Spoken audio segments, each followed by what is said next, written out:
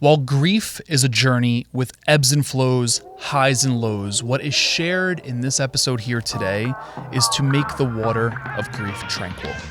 Born in 92 on the block with the sharks. Come from a different cloth, y'all will get ripped apart. You want it diamond, then you gotta get it in the dark. We dropping nuggets like Carmelo went to Rucker Park. Now we eating from state to state, we scrape the plate. I put my eggs in a basket, took a leap of faith. I took a chance, now we grow and see the impact. Decoding Success with special guests, now let's bring Matt.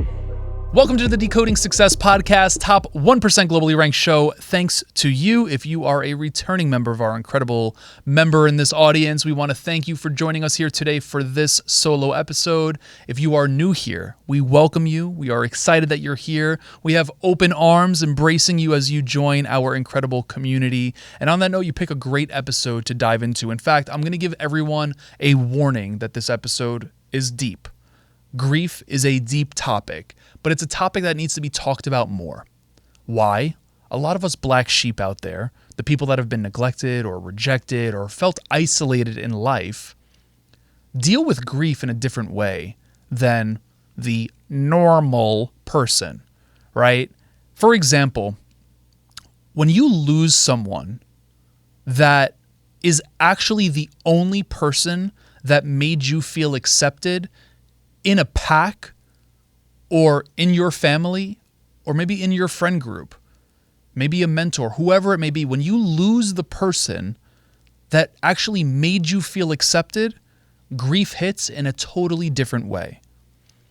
For many years of my life personally, I could tell you that from a family perspective, I always felt outcasted. Not necessarily intentionally. My aunts, my uncles, my cousins, my sister, my mom, my dad, no one was necessarily saying, make sure that he sits at the other end of the table, like he's not wanted here. It was never intentional to that point. And I'm sure people do experience that, hence only emphasizing the black sheepness of said person. But with that being said, from a family unit perspective, I never really felt like I was a part of said family. It wasn't until I found my friends that I really felt like I was a part of something. And I'm talking about like my lifelong friends. But there was one person within my family unit that did make me feel accepted. In fact, he made it pretty damn obvious that I was his favorite. And that one person was my grandfather. And you might have heard me talk about my grandfather on this show before. In fact, we're recording in a podcast studio that's right down the block from where my grandfather grew up. And I think that in itself is very synchronistic. The woman that I date just so happens to live in the area in which my grandfather grew up. Yet another synchronistic thing. But as mentioned, it was him that truly made me feel like I was at least a part of his unit and his pack. And to know that I stemmed from the bloodline of him meant something even deeper and bigger. For example, your friends who are handcrafted and picked, or maybe they're divinely planted in your life, they're not necessarily blood. Although friends can become family, it's even different when a black sheep is able to receive that acceptance from someone in the same bloodline as them. But then when you lose them, it's like, whoa, did I also lose my acceptance? For years upon years of my life, not experiencing said acceptance, when I started to get into adulthood, I actually started to see how my grandfather did accept me. That acceptance felt like love.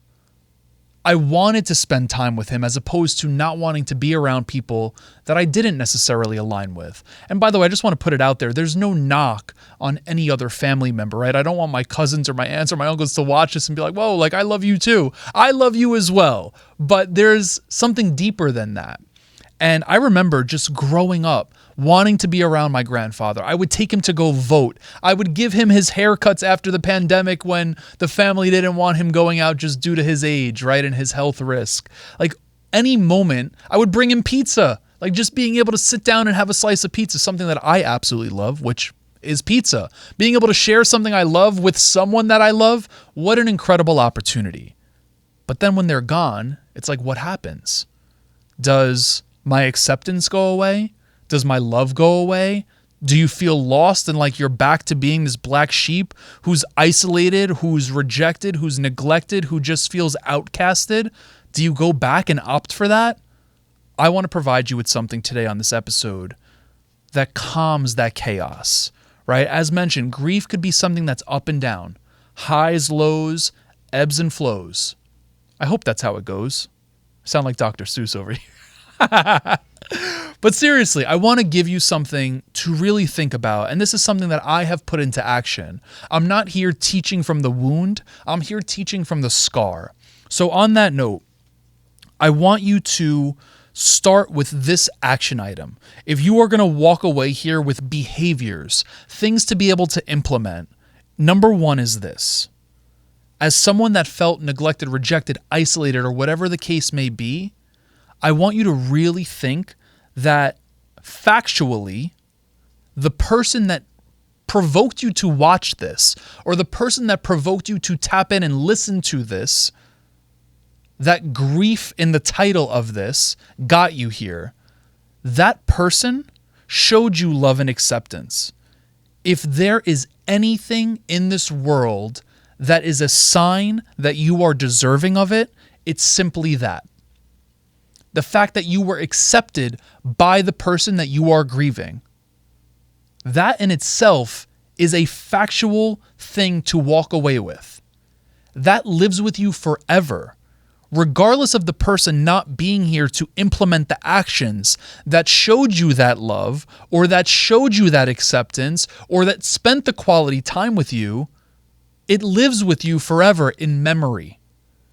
And you are to take that memory and carry it out in so many different ways. Behavior number one. Number two, I want you to start thinking of how you can give yourself the love and acceptance you received. You are now taught that you are deserving of said love and acceptance. You were taught that, plain and simple, by the individual you are grieving. Now, it's a very strong chance that you might not receive it from another family member again.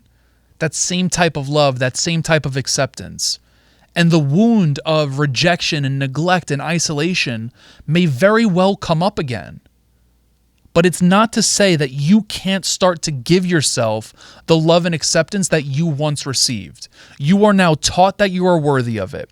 So if they gave it to you, you can give it to you. You are very well capable of doing that. And the last behavior here to walk away from, these three main behaviors, is identifying a person to give them the love and acceptance.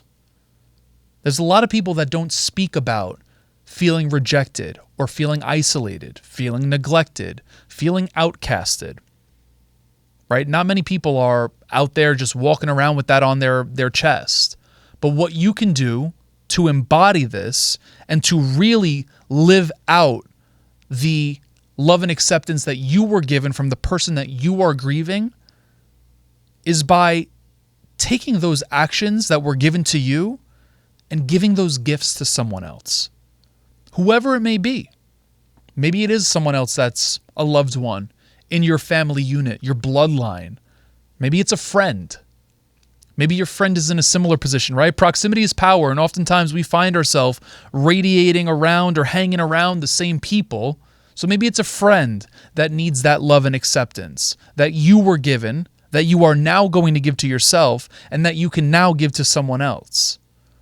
So identify who that person is. And these three things right here are three ways that the person that you are grieving can live on through you. Not just inside of you, but like actually in action. Like actually taking that love and acceptance and bringing it forth into the world in so many different ways. And if that in itself isn't legacy, what is? Like there is a legacy that is left within you simply by feeling the love and acceptance of that grief or of that person that you are grieving today. And by walking away and doing these three things, I hope this calms the chaos of, oh my God, am I never going to be loved and accepted again? I lost the person that finally accepted me. They are still with you in so many ways.